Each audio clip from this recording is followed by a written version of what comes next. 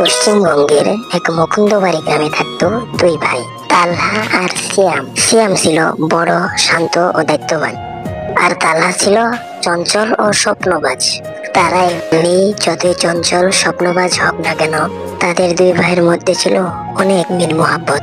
তারা বাবার ফিরে যাওয়া 1 বিঘা জমি চাষ করে দিন কাটাতো। তারা দুজনেই ছিল খুব বেশি পরিশ্রম। তালহা বলতো মাটিকে ভালোবাসলে সব ফিরিয়ে দেয়, আর সিয়াম নতুন কিছু করতে চায়।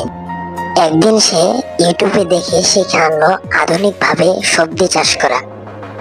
তাই সে ভাইকে বলে জমি থেকে সবজি নিয়ে বেচতে লাগলো। তাকে বাজারে কেউ গুরুত্ব দিল না, বরং গ্রামবাসীরা তাকে দেখে আরো হাসতে লাগলো। সবাই তাকে দেখে মজা নিতে থাকলো, কিন্তু সেও কম না। সে হার না মেনে আবার চেষ্টা করতে লাগলো। প্রায় সপ্তাহখানিক পরে তার সবজি বাজারে অনেক নামি দামি হয়ে গেল। সে অনেক খুশি হলো। সে বাজার থেকে সরাসরি মাঠে চলে গেল। আর তালহা তাকে বলল, ভাই তুই ঠিকই বলেছিস, যে চেষ্টা করে সে কখনো হারে না। আর গাইস, আপনারা এই ভিডিওটা দেখে কি বুঝলেন? যে চেষ্টা করে তার কখনো হার হয় না, চেষ্টার ফল অনেক ভালো হয়।